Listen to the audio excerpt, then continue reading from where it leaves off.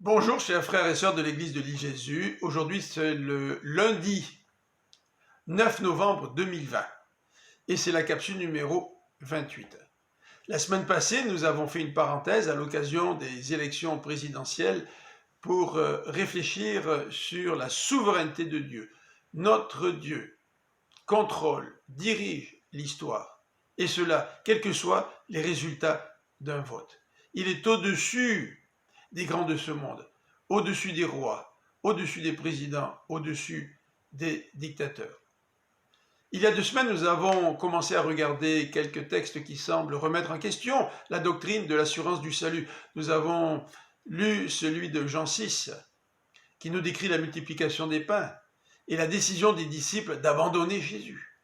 Nous avons aussi regardé le texte de Jean 15 qui nous parle des sarments que l'on coupe et qui sèchent et qui sont destinés au feu.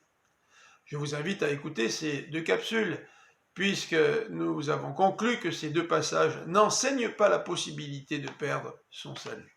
Aujourd'hui, j'aimerais lire un nouveau texte écrit par Jean, que nous retrouvons dans sa première épître, au chapitre 5, verset 16.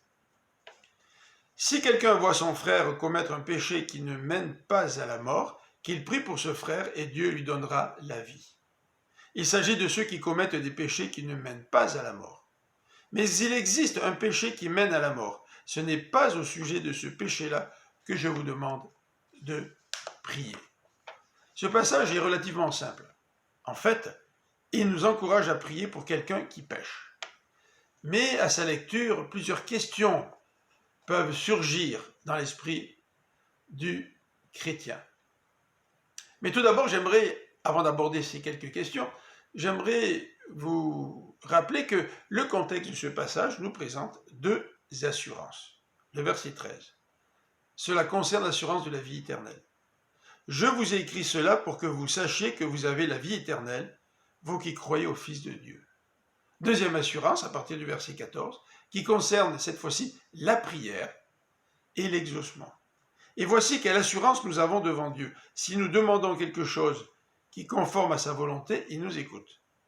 Et si nous savons qu'il nous écoute, nous savons aussi que l'objet de nos demandes nous est acquis.